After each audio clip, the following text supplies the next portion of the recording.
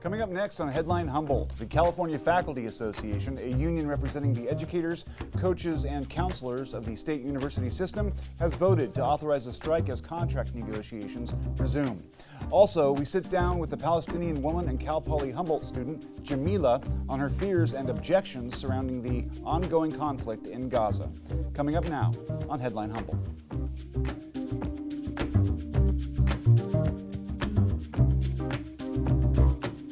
From the top of Humboldt Hill, this is Headline Humboldt. I'm James Falk. Thanks for joining us. More than 20 years ago now, I was a cub reporter for the local newspaper when our government decided that the attack on the World Trade Center warranted an invasion of Iraq. At the time, I suppose I bought into the arguments made by the authorities that Saddam Hussein was potentially hiding weapons of mass destruction and that he was poised to deploy them against this country. I, like so many others, was swept up in the fervor of the moment and didn't ask some of the hard questions that should have been asked when it comes to war, killing, and the destruction of a society.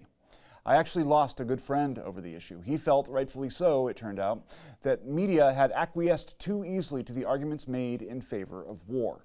While I had limited ability in my role at the Eureka Times Standard to make that kind of a stand, he was right that journalists in that moment were suffering from groupthink.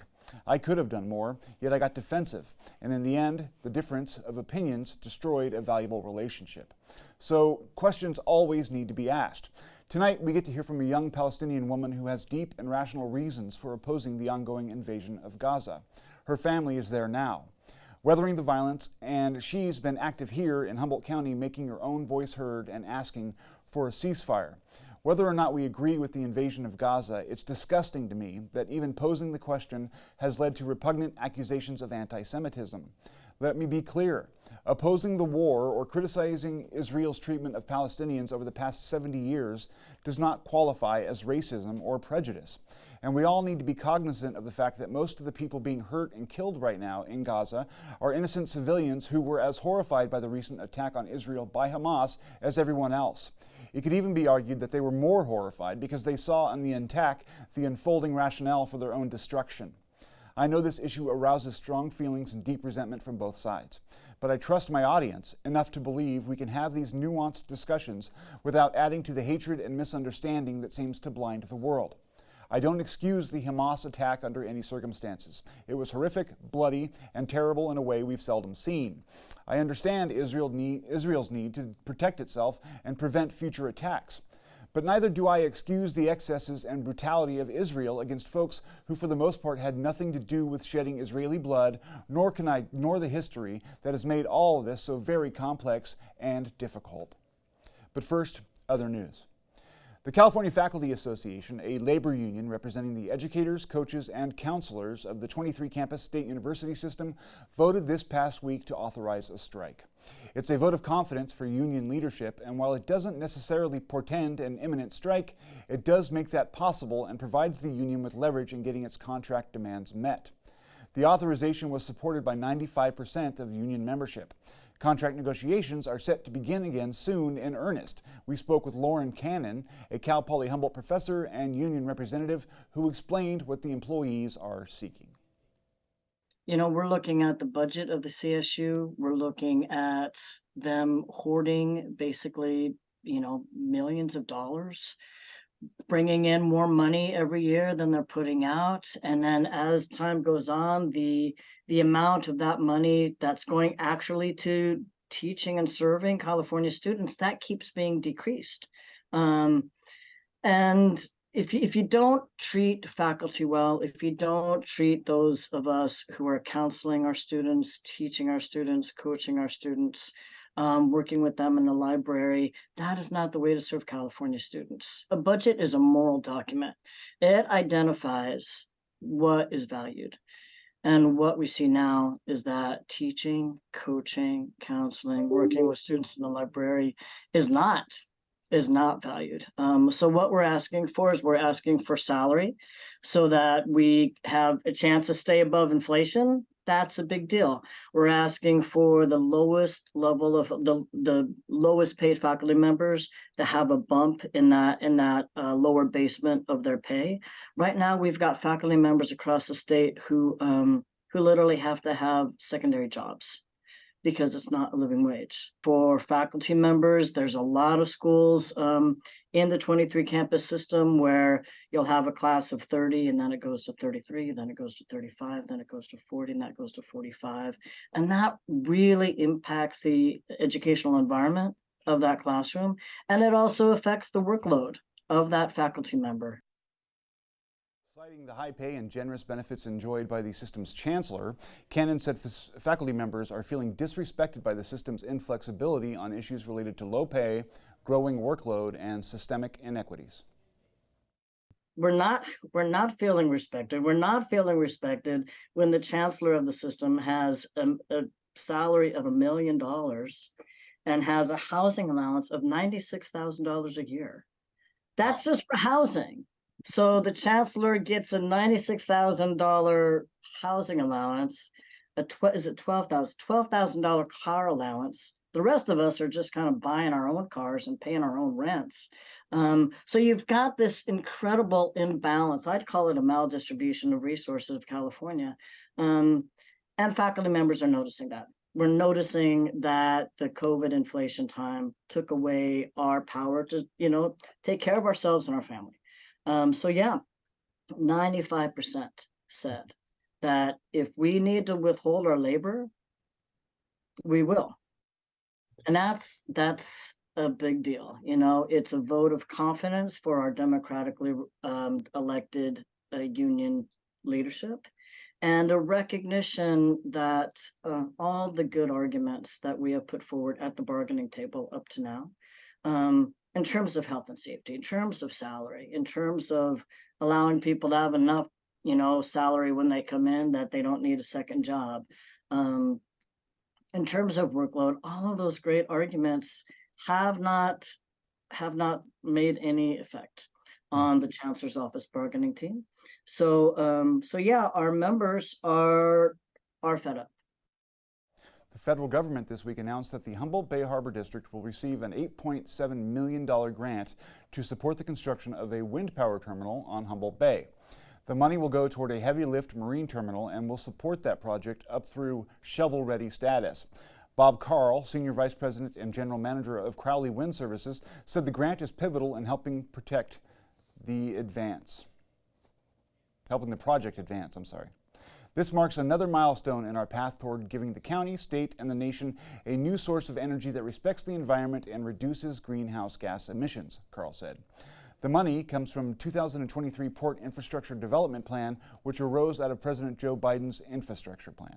Harbor District President Greg Dale thanked everyone involved for this allocation. Quote, as this project moves forward, the district is committed to working with the community, fishermen, and tribes to minimize impacts and maximize the local benefits.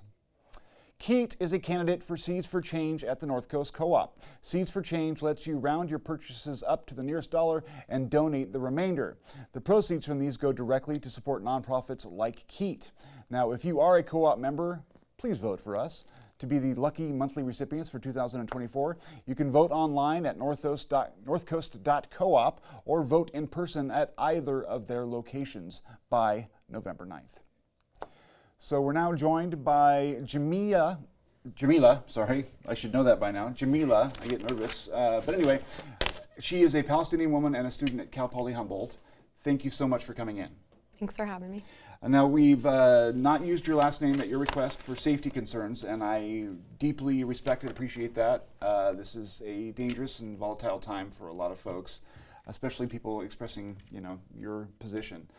Can you start by sort of describing what your experience has been over the last month as you've seen this situation unfold and how it's affected you both personally and in any other way? Yeah, absolutely. It's been utterly catastrophic. I can't even begin to pretend like I can live a normal life right now while I'm watching Palestinians being massacred, like live broadcast with impunity, without accountability, to a degree that I don't think we've ever really seen, especially just with so much footage and videos and photos. So yeah, I'm horrified, to say the least. I think I'm actually almost out of words to describe the level of horror that I'm feeling. Now, you were raised in the United States, is that right? But you still have family living there. Yeah. How many people are you related to that are still living in Palestine, and are they safe at the moment? I have a lot of cousins, a lot of great aunts and great uncles. I don't know the status of all of their safety. I try to keep in touch as much as I can, but with the Wi-Fi and electricity always going out, it's not always a constant communication. I don't know exactly where they are in Gaza at this point because they can't really disclose their information to me because it's not safe. Yeah. So I just check in as much as I can. I don't even ask how they're doing. I just ask, are you still alive? Yeah. Have you been to Palestine yourself? Yes. Can you describe for us, prior to this situation, what life was like in Palestine? I mean, I know it's not been comfortable, and I know that that's to a large degree based on the treatment that Palestinians have received at the hands of the Israelis. Granted, there's long history there, but it's not as if this is happening in a vacuum. So could you describe for us how the conditions were rough before this ever began? Yeah, absolutely, because history did not begin on October 7th. Palestinians have been living under an Israeli apartheid regime since 1948. When I was there, you can see it happen before you. Palestinians have to go through military checkpoints that Israelis don't have to go through. They have to apply for permits to be able to travel to certain areas that often get denied. I saw Israeli soldiers harassing Palestinian children, one with special needs, like aiming their gun at him, making him turn in circles and pull up his shirt and prove that he was unarmed. Those are just very bare minimum of what's been happening on a daily basis to Palestinians for about 80 years now. Yeah. Now you've decided to get involved. Instead of just being horrified on the sidelines, you're getting out there and making your voice heard. This is a complex issue, especially for someone making that decision. Could you describe for us sort of what that experience has been like and the reaction you've received, both good and bad, from members of the public? Yeah, for me it's not complex because genocide is wrong, no matter who it's happening to. And so I genuinely feel for myself and for all of us that whatever voice and privilege that we have, we should be using to be calling for a ceasefire, first and foremost, and basic human rights for Palestinians that they've been denied of for 80 years. So it's the least I can do to be speaking out against this, and I'm committed to continuing to do that.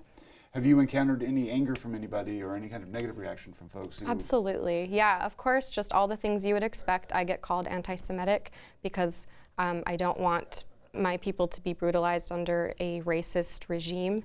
I get called a terrorist supporter, I get called a rapist, all these horrible things because I don't want Palestinians to be massacred. So it's basically what you would expect, just a lot of resistance and a lot of just kind of this propaganda that immediately conflates being pro-Palestinian human rights with being anti-Semitic, which it is not. Yeah. There's been an effort underfoot by some folks on the extreme right to kind of try and co-opt some of the protests and stuff. Have you experienced any of that? And I mean, if so, what's the reaction on the ground? I mean, how does that unfold? I haven't experienced that personally, but unfortunately that does get tied into the work that we're trying to do, which is call for a ceasefire. We are nonviolent, we are not aggressive, we are trying to end violence. So anybody that's trying to co-opt it and enact violence is not representative of what we're trying to do. And do you feel like your side, or whatever you want to call it, is standing up to that encroachment?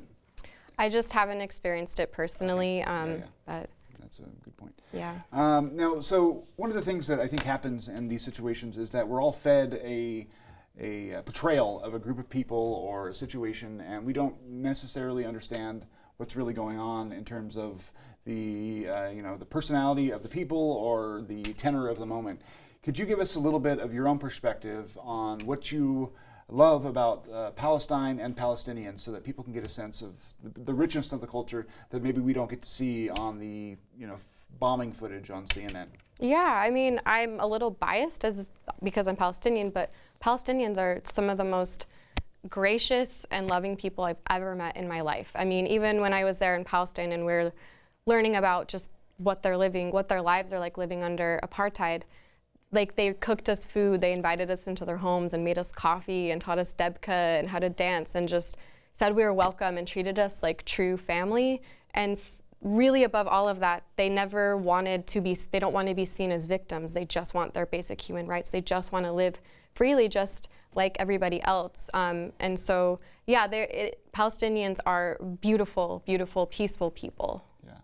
And the other impression I think people get is that everyone in Palestine is a political radical.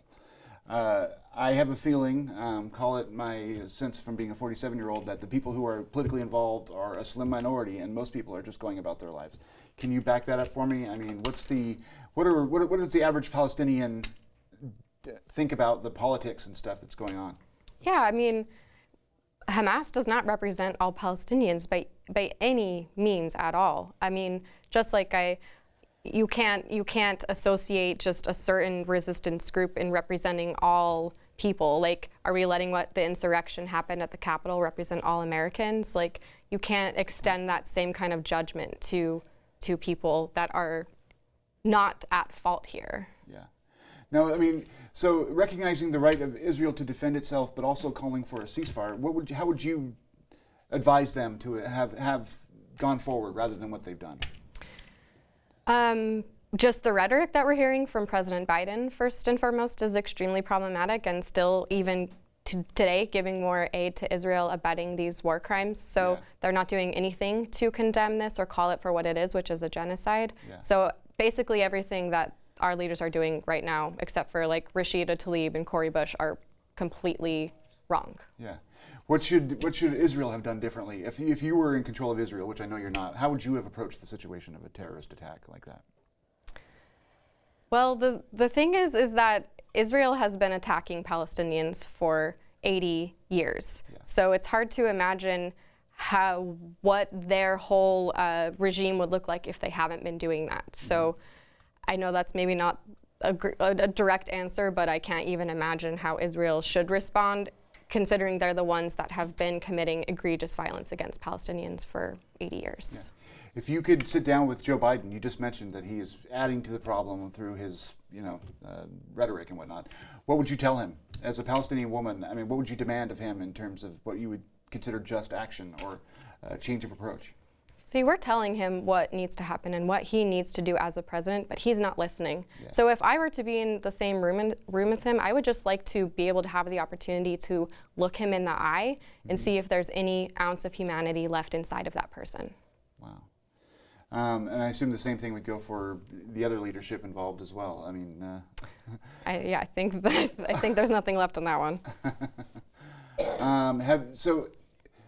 Do you feel safe in Humboldt County right now? I mean, we're not using your first name, and you've been sort of out in public, protesting. Do you feel like there's ever been a physical threat that you need to be aware of, or are you just concerned about the potential? I mean, I definitely experience racism and discrimination, and I've been experiencing it a little bit more in these last few weeks, so I don't feel fully safe, but I haven't really ever felt fully safe anywhere. So, yeah, that's just nothing really new, but again, this will probably continue to pose potential risks to my safety, and I'm aware of that. Yeah. People ask that, act like even asking for a ceasefire is somehow anti-Semitic, and we've talked about that a little bit, but can you describe from your own perspective why you think that that's wrong-headed? Because this has nothing to do with Judaism. We are condemning a government that is committing a genocide against Palestinians, and we are condemning that. We're not condemning Judaism. Israel does not represent Judaism. As we can see, the thousands, if not millions, of Jewish people that are protesting against Israel right now and saying not in our name, Israel does not represent Judaism. So what we're calling for is not anti-Semitic. Yeah. When you have attended these protests, how did they come about? Was it something that was grassroots, or were you organized? I mean, can you describe that process for us a little bit? Yeah, it was literally just me and my Jewish friend who's been an activist for Palestinian human rights for 20 years when this happened on October 7th, and we were just horrified, and we were just like, let's just at least just get a vigil going, or we have to do something. We can't not do anything. And we were talking, I was like, I think I have like 6 people I can invite. And she's like, yeah, I think I have 3. We're like, that's great, that's a lot. And then the community just showed up in this way that I was not anticipating or expecting, because people recognize that this is not okay what's happening. Yeah. And so it's really flourished into something much bigger than just us trying to hold this space. It's actually people showing up and doing whatever they can to bring an end to this and name it for what it is. Yeah. You know, the whole region is complicated in that there are three major religions who are basically obsessed with the city of Jerusalem and the whole area. They all claim it with their history, and I mean, some have more immediate connection than others, but there is this idea that the place is sacred for all involved, and it's sort of pivotal to their collective worldviews, but in different ways. And for that reason, I think partly that's what's led to a lot of the conflict that we've had, is that people think that somehow they are, have a right to the place based on what their faith says. Are you religious yourself? And a lot of people criticize religion when they sort of reflect on these situations. Like, if we didn't have so much, so much passionate belief from people who are,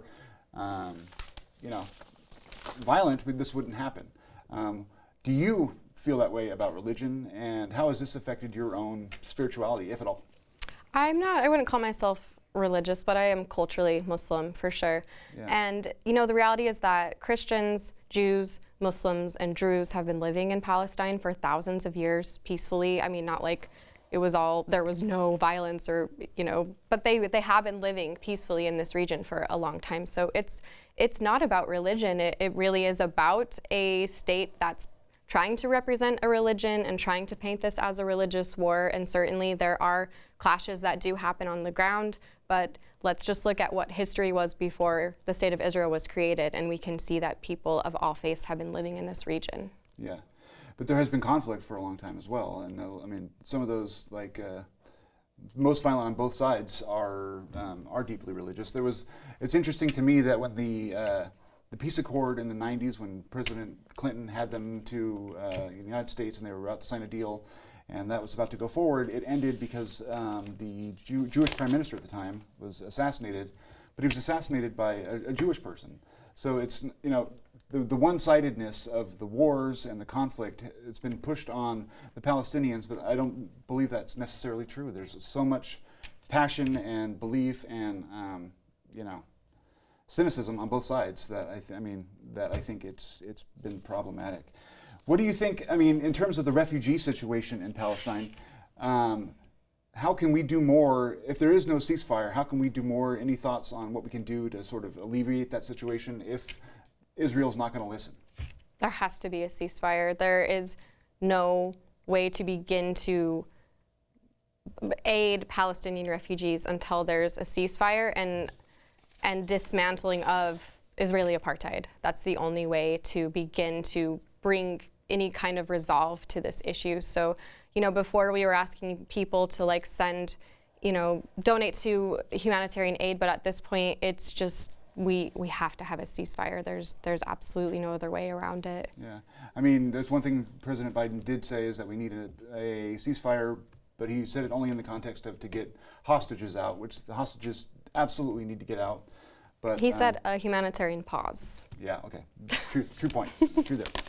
I guess I was just thinking ceasefire, but that is not a ceasefire. That's technically not the same thing. Yeah. I was going through the stats of the number of people that have been killed, the number of people that have been wounded, and the numbers are just staggering. I couldn't find the current death toll for people in Gaza, but the 32,000 Gazans have been injured alone just in the shelling, and that is horrific. 1.4 million people have left northern Gaza and have moved south or otherwise fled. And I don't know if people can imagine that, but 1.4 million people is a lot of people. And they've been forced out of their homes, and they were told, basically, here's a deadline, and you need to move. There are massive refugee camps. And one thing I didn't realize is that Palestine is basically already consists of a lot of different refugees from different areas. So they were already unsettled, and now they're being unsettled again and moved more into a place that's even less safe. So the cumulative total of all of that is got to be horrifically traumatic. Yeah. We've got about 2 more minutes. Anything else that you want to add in terms of this discussion? I know it's complicated and my questions weren't the best, so if it's something I missed that you'd like to put out there, I'd appreciate it. So just, where a lot of people are always talking about the concept of peace, what peace looks like in this region. And so I would like to ask everybody, what peace looks like to you, because what we're being shown is that in order for there to be peace, Palestinians have to be killed. Okay, so how many? You know, we're actually up at over 9,000 Palestinians that have been killed since October 7th. So we got the message that's not enough. So what is it? 50,000, 100,000, the rest of the 2 million people in Gaza? You know, even Jared Huffman, I was talking to his office earlier today and asking where his stance is on a ceasefire. And I was told they're promoting the humanitarian pause, which I responded. So that means Israel can continue bombing Gaza at some point? Essentially, yes. So not only do our lives not matter, but our lives are interfering with the so-called peace process.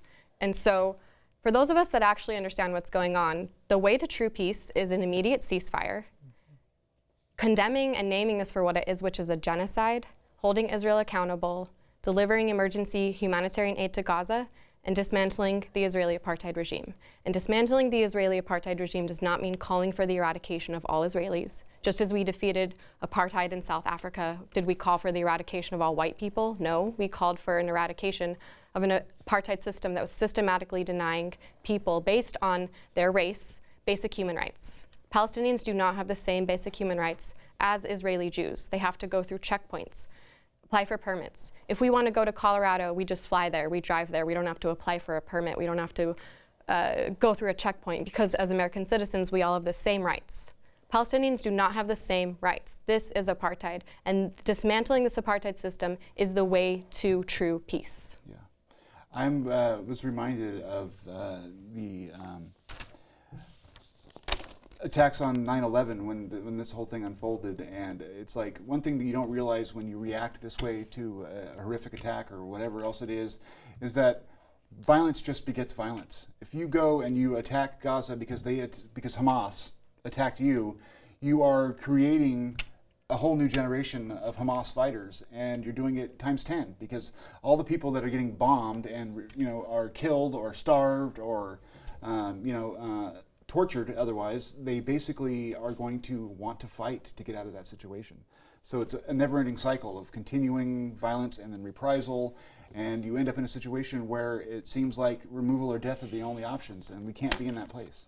No, we can't. And I don't condone violence, but it is an internationally protected human right for colonized people to resist their occupiers. When Ukrainians do it, we call them freedom fighters. When Palestinians do it, we call them terrorists. That's all our time for today. Thank you very much for coming in. Thank you. Deeply appreciate it. That's it for tonight. Thanks for joining us. We'll see you next week. Stay tuned. Stay informed.